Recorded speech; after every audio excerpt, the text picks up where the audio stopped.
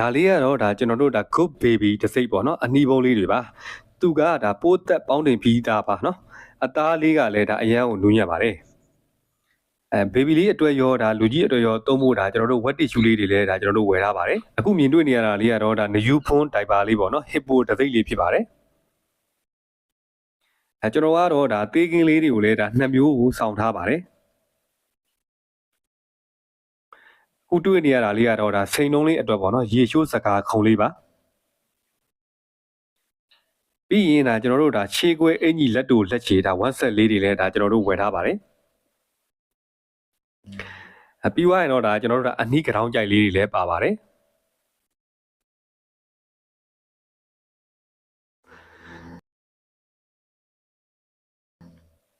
ဒါလေးကတော့ကျွန်တော်တို့ခေါင်းစိုးရှေးအိတ်လက်အိတ်အစုံပါတာလေးတွေဖြစ်ပါတယ်မျက်နှာတုပ်ပေါ်ဝါလေးတွေလည်းပါပါတယ်အခုမြင်တွေ့နေရတာလေးကတော့cotton ball ပေါ့နော်အထုပ်ကြီးဖြစ်ပါတယ်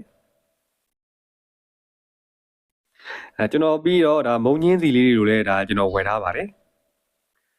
ပြီးသွားရင်ကျွန်တော်တို့ဆီလီကွန်ဇွန်းလက်သေးညက်အစုံပေါ့နော်လှပွင့်စရာအစားကျွန်တော်တို့အစုံလေးတွေကိုလည်းကျွန်တော်တို့ဝယ်ထားပါတယ်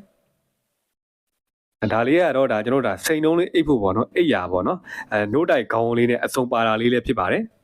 ပြီးသွားရင်နောက်တဲ့လိုတာလေးတွေလည်းကျွန်တော်ထပ်ဝယ်ထားသေးပါတယ်လိုတာလေးတွေကိုဆက်လက်ပြီးတော့လည်းကျွန်တော်တို့ပြောပြအောင်မှာဖြစ်ပါတယ်အားလုံးကိုကျေးဇူးအများကြီးတင်ပါတယ်